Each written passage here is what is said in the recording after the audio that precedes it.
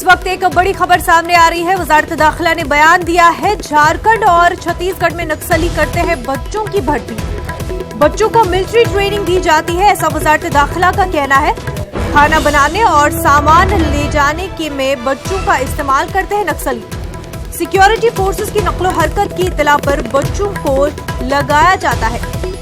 इस वक्त की काफी अहम खबर, वजारत दाखिला ने बयान दिया है कि झारखंड और छत्तीसगढ़ में नक्सली बच्चों को भर्ती करते हैं।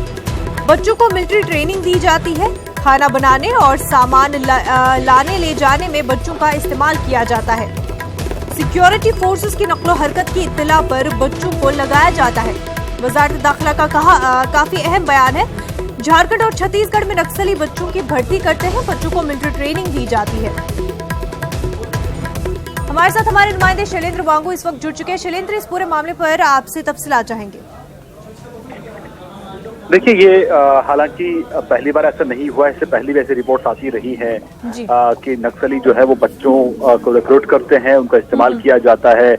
और अब आज एक बार फिर होम मिनिस्ट्री की तरफ से लोकसभा में इसकी जानकारी दी गई है कि छत्तीसगढ़ और झारखंड में ऐसे कुछ केसेस और सामने आए हैं जहां पर ये पता चला है कि बच्चों को रिक्रूट किया जाता है, उनको मिलिट्री ट्रेनिंग दी जाती है और उनको अलग अलग कामों के लिए इस्तेमाल उनका किया जाता है। एक तो खाना बनाने से लेकर जो रोजमर्रा का जो सामान होता है उसको लाने ले जाने के लिए उनका इस्तेमाल किया जाता है। वहीं सिक्योरिटी फोर्सेस की मूवमेंट के लिए भी, क्योंकि बच्चों पर शक नहीं जाता है, तो ऐसे में सिक्योरिटी फोर्सेस की मूवमेंट को लेकर भी बच्चों का इस्तेमाल किया जाता है ताकि वो उस पर नजर रख सकें।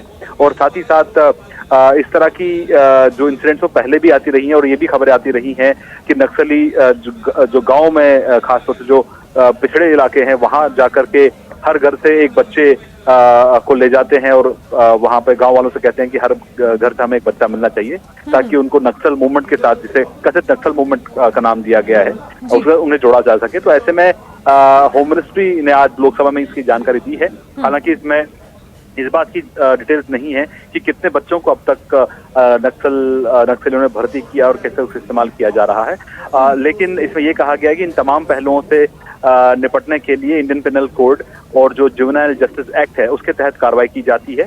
और जो सेंटर ने जो एक एक्शन प्लान बनाया था नक्सलवाद से निपटने के लिए, उसको भी लगातार उस पर काम किया जा रहा है, जिसके चलते पिछले कुछ सालों में नक्सल वायलेंस में जरूर कमी आई। शैलेंद्र, किस तरह से इन बच्चों की रिक्रूटमेंट नक्सली करते हैं और क्या आर्म्स की भी ट्रेनिंग इनको बाकायदा दी जाती है? देखिए, इस तरह की रिपोर्ट्स आती रहती हैं सामने कि बच्चों को इसमें रिक्रूट किया जाता है। जैसे मैंने आपको बताया कि नक्सलियों ने ये फरमान वहां पर जारी किए हैं कि गांव वालों में हर एक घर से एक बच्चे को दिया जाता है नक्सल ट्रेनिंग के लिए।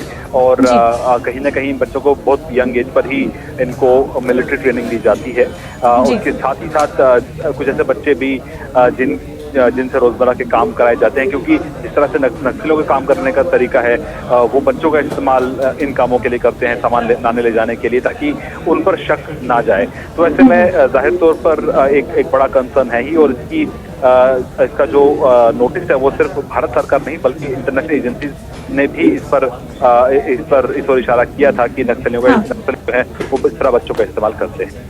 शैलेंद्र, तो जो ये इफेक्टेड एरियाज है जहां से बच्चों को भर्ती किया जाता है, क्या कोई हिकमत अमली भी पेश की गई है कि किस तरह से काउंटर किया जाए, किस तरह से उन बच्चों को वापस लाया जाए और इससे एक्सट्रीमिज्म से बचाया जा सके? देखिए, ये कांस्टेंट प्रोसेस है और इस तरह की जब खबरें मिलती है तो कोशिश ये रहती है कि बच्चों को वहां से तुरंत वहां से रेस्क्यू किया जा सके नक्सलियों के पास से। और बहुत बच्चों को फैमिलीज के साथ रीयूनाइट भी किया गया है पिछले कुछ सालों में। हालांकि इसकी ऑफिशियल डिटेल्स अब तक सामने नहीं आई हैं और ये एक कांस्टेंट प्रोसेस है। और सीआरपीएफ जो कि डिप्लॉयड रहती है नक्सल एरियाज में, वहाँ की पुलिस भी लगातार कोशिश करती है कि इस तरह के बच्चों की रिक्रूटमेंट है उसको रोका जा सके। और जब भी ऐसे मामले सामने आते हैं तो इंडियन पिनल कोड और जुवेनाइल जस्टिस एक्ट के तहत कार्रवाई की जाती है। कुछ ऐसे एनजीओज भी हैं जो बच्चों के साथ टच में रहती है और कोशिश ये रहती है कि जो नक्सलियों के साथ जो बच्चे मजबूरी में चले जाते हैं उनको वापस लाकर फैमिली से रीयूनाइट करना, वो भी एक मकसद रहता है। हालांकि नक्सलवाद को लेकर जो कार्रवाई पिछले कुछ सालों में हुई है, जिससे नक्सल हिंसा में कमी आई है, और एक आज ही की एक रिपोर्ट में जिसमें लोकसभा में होम ने एक और रिपोर्ट रखी जिसमें कहा है कि झारखंड में पिछले 3 सालों में काफी कमी आई है, चाहे नक्सल हिंसा हो, नक्सल वायलेंस हो या फिर उसके नतीजे से हुई मौत हो, उसमें काफी कमी आई है पिछले 3 सालों में। शैलेंद्र, क्या जो ये बच्चे जिनको रिक्रूट किया जाता है उनके अहले खाना से कोई राब्ता बनाने की कोशिश की जाती है कि वजूहात जाने जा सके या उनको जो है समझाया जा सके ताकि वो अपने बच्चों को वापस ला सके? देखिए, जिस तरह की पुलिसिंग उस इलाकों में रहती है और उसके चलते ये कभी कभार ऐसा मुमकिन हो जाता है कि नक्सली जो है वो कामयाब हो जाते हैं बच्चों को रिक्रूट करने में। हालांकि गांव वाले खुशी से बच्चों को नहीं बेचते हैं, मजबूरी में बेचते हैं, दबाव में बेचते हैं। तो ऐसे में कोशिश सेंट्रल गवर्नमेंट की तरफ से भी रहती है और स्टेट पुलिस की तरफ से भी रहती है कि इन बच्चों को रियूनाइट किया जा सके फैमिलीज के साथ और उनका गलत तरीके से इस्तेमाल ना हो फोर्सेस के खिलाफ, और उनकी जो मिलिट्री ट्रेनिंग जो होती है वो ना हो, इसके लिए तमाम कदम उठाए जाते रहे हैं। टाइम टू टाइम अलग अलग जो सेंटर की मल्टी प्रॉन्ग पॉलिसी है नक्सलवाद से निपटने के लिए, उसमें एक फैक्टर ये भी है कि बच्चों को कैसे दूर रखा जाए इस वायलेंस से। तो ऐसे में कदम उठाए जाते रहे हैं और हालांकि जो गांव वाले हैं वो खुशी नहीं बेचते, बच्चों को भी मजबूरी में बेचते हैं। तो ऐसे में तमाम एजेंसीज वहां पर काम कर रही हैं ताकि इन बच्चों को जल्द से जल्द उनके माँ बाप के साथ रियूनाइट किया जा सके। बिल्कुल शैलेंद्र, बेहद शुक्रिया तमाम तफसीलात के लिए। वजारत उमूर दाखिला ने लोकसभा को आज एक अहम जानकारी दी है, जिसमें उसने कहा है कि जैश से मुंसलिक दहशतगर्दों के मॉड्यूल ने पुलवामा पर हमला किया था। मंसूबाबंदी और हमला अंजाम देने में भी जैश शामिल रही है। ये जानकारी ममलकत वजीर दाखिला जी किशन रेड्डी ने लोकसभा को तहरीरी शक्ल में दी है।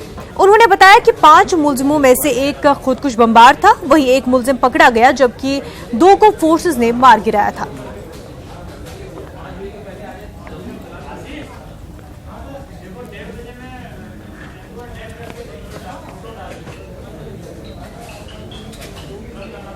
राहुल को मनाने की कोशिशें लगातार जारी है। इसी सिलसिले में कांग्रेस के यूथ लीडरान दिल्ली में गैर मुअय्यना मुद्दत के लिए धरने पर बैठे हुए हैं। आपको बता दें कि कल भी कांग्रेस के उज़राए आला ने राहुल गांधी से मुलाकात की थी और उनसे पार्टी सदर बने रहने की अपील भी की थी, लेकिन अभी भी राहुल गांधी इस्तीफे पर अड़े हुए हैं। आपको बता दें नाजरीन, जिस तरह से राहुल गांधी जो है अपने बात पर अड़े हुए हैं, वो सदर नहीं बने रहना चाहते हैं, इस्तीफा दे देना चाहते हैं, लेकिन कांग्रेस जो है, कांग्रेस के अरकान जो है और लीडरान जो है वो लगातार कोशिश कर रहे हैं कि किसी तरह से राहुल गांधी को मनाया जाए और उनको सदर बने रहने पर राजी किया जाए। लेकिन राहुल गांधी मानने को तैयार नहीं, वो टस से मस नहीं हो रहे हैं। बावजूद इसके जो लीडरान है कांग्रेस के, वो लगातार कोशिश कर रहे हैं, मुलाकातें कर रहे हैं राहुल गांधी से। कोशिश यही है कि राहुल गांधी किसी तरह से मान जाए, सदर बने रहे, इस्तीफा ना दे। और इसी सिलसिले में कांग्रेस के जो यूथ लीडरान भी है वो आज धरने पर बैठे हुए हैं, इसी बात का मुतालबा करते हुए कि राहुल गांधी जो है वो इस्तीफा ना दे, सदर बने रहें, अपनी जिद को छोड़ दे। लेकिन बावजूद इसके राहुल गांधी जो है टस से मस नहीं हो रहे हैं, वो अपनी बात पर अड़े हुए हैं कि उनको सदर नहीं बनना है और वो चाहते हैं कि उनका इस्तीफा मंजूर कर लिया जाए। पर कांग्रेस को ये लगता है कि राहुल गांधी के बिना कांग्रेस का वजूद शायद न रहे, इस वजह से जो है लगातार कोशिशें की जा रही है। इसी सिलसिले में आज जो है यूथ लीडरान भी कांग्रेस के धरने पर बैठे हुए हैं।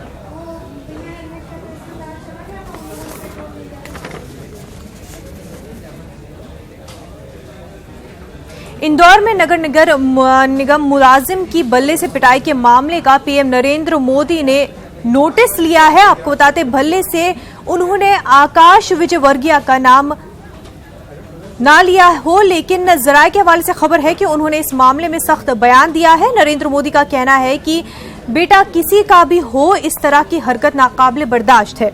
जिन लोगों ने भी इसका इस्तकबाल किया उन्हें भी पार्टी में जगह नहीं मिलनी चाहिए। आपको बता दें कि गुज़िश्ता रोज आकाश विजयवर्गीय ने इंदौर में नगर निगम मुलाजिम की बल्ले से पिटाई की थी, जिसकी वजह से नगर निगम मुलाजिम को आईसीयू में दाखिल कराना पड़ा था। आकाश विजयवर्गीय कैलाश विजयवर्गीय के बेटे हैं। बीजेपी के सांसद राजीव प्रताप रूडी, उनसे हम बात करते हैं। सर, आज संसदीय दल की बैठक हुई, प्रधानमंत्री नरेंद्र मोदी का सम्मान हुआ, क्या कुछ हुआ सर वहाँ पे? देखिए, मूल रूप से आज इस बड़ी जीत के लिए संसदीय दल की तरफ से देश के प्रधानमंत्री माननीय नरेंद्र मोदी जी का अभिनंदन हुआ। कार्यकारी अध्यक्ष कार्य संभालने पर उनका भी अभिनंदन हुआ और सभी विपों का इंट्रोडक्शन हुआ, परिचय कराया गया। प्रधानमंत्री जी रेडियो पर मन की बात कहते हैं, आज उन्होंने सांसदों को अपने दिल की बात कही और एक चीज़ पर उन्होंने विशेष जोर दिया कि नए सदस्य हो, पुराने सदस्य हो, सदन में उपस्थिति रखना चाहिए, सीखने का एक बड़ा मौका मिलता है और किस तरह से राजनीतिक जीवन में अपने काम को बढ़ाना, अपने गर्व को बढ़ाना और सरकार के बड़ी मंशाओं को पूरा करने के लिए किस तरह से छोटे काम करने चाहिए। और उन्होंने पंचवटी की चर्चा की और ये पंचवटी वो है कि हर बूथ पर 5 पेड़ लगाना और शायद इसी पंचवटी में भगवान राम भी पहुंचेंगे। तो बड़ा उन्होंने बहुत गहन और बहुत डेप्थ की बात कही। बहुत धन्यवाद। कैंपस सत्यप्रकाश के साथ विनीत कुमार, न्यूज 18 दिल्ली। और कांग्रेस लीडर शोभा ओझा ने इस मामले पर क्या कुछ कहा, ये सुनते हैं। वर्गीय पर पीएम मोदी ने अपना बयान दिया है। बात करने के लिए हमारे साथ शोभा ओझा जी हैं। शोभा जी, बयान ये आ रहा है, पीएम मोदी ने कहा कि किसी का भी बेटा हो उसको माफ नहीं किया जा सकता है। इस तरह की हरकतें बीजेपी के नेता नहीं कर सकते, उनको पार्टी से बाहर निकालना चाहिए। देखिए, जब मोदी जी ये कहते हैं तो मोदी जी से प्रश्न करना चाहती हूँ कि आकाश विजयवर्गीय हो चाहे प्रज्ञा ठाकुर हो, जिन्होंने गांधी जी के लिए आप शब्द कहते हैं, उनको पार्टी से, बीजेपी से निकालने की जो बात ये कह रहे हैं, उससे उन्हें कौन रोक रहा है? क्या अमित शाह जी रोक रहे हैं उन्हें कि वो पार्टी से निकाल नहीं पा रहे हैं मोदी जी इन लोगों को? तो ये जनता को बेवकूफ़ बना रहे हैं।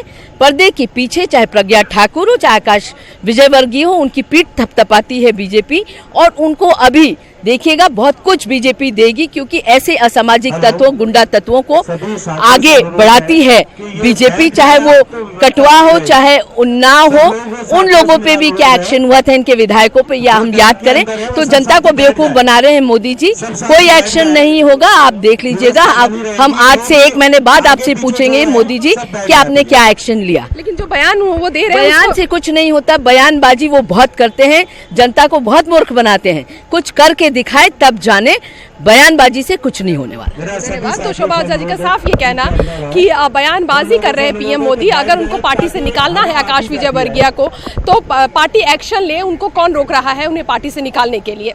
कैमरा पर्सन अप्पू के साथ Ranjita Jha, news 18 network.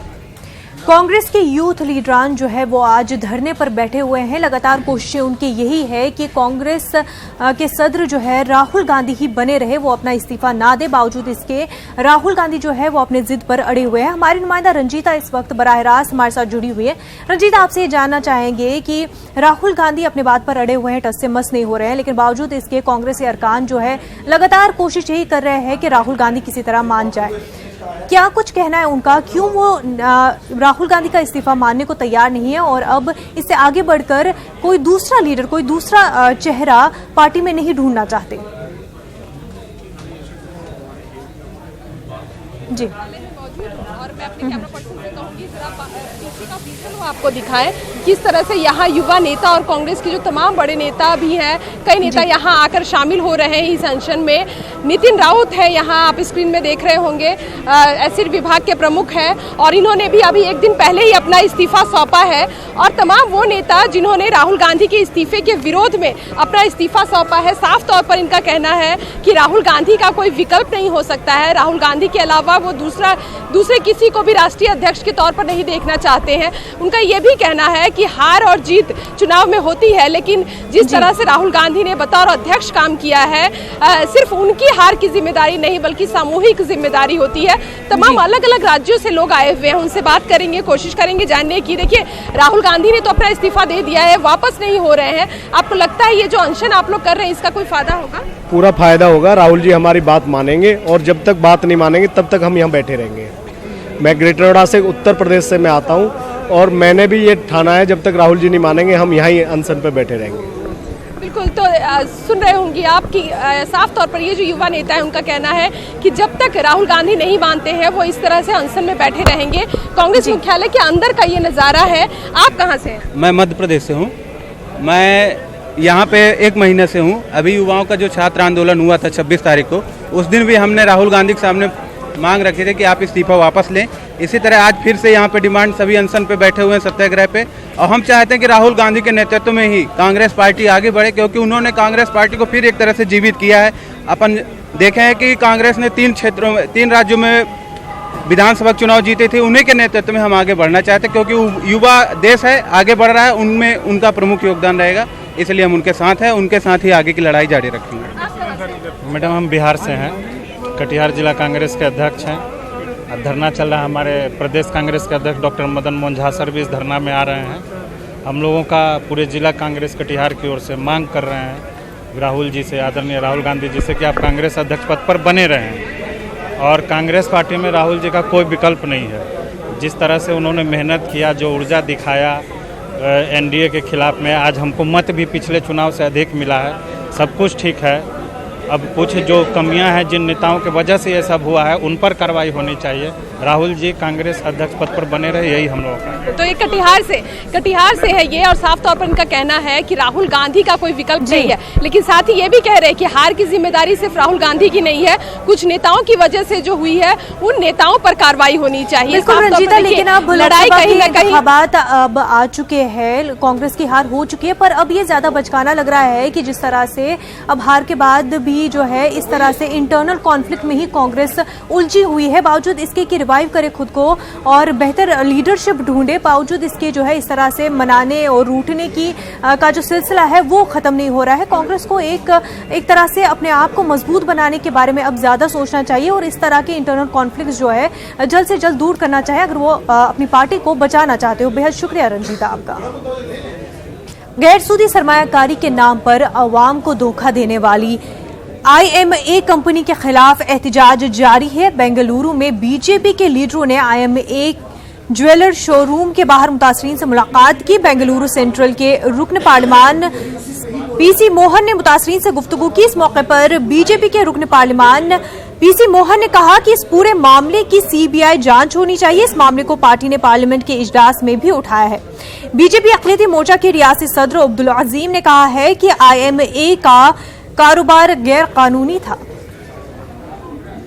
We will demand for a CBI handover. This case should be handed over to CBI, and definitely, and we will fight for this. Already in the Parliament also, we have when the session is going on, we met the Home Minister, we have met even the Finance Minister also. Now we will talk in the Parliament also in the zero hour. We'll see that this case would be handed over to CBI. 12 साल अभी आप हमारे मोहन जी से आप पूछ रहे थे, 12 साल से चल रहा था।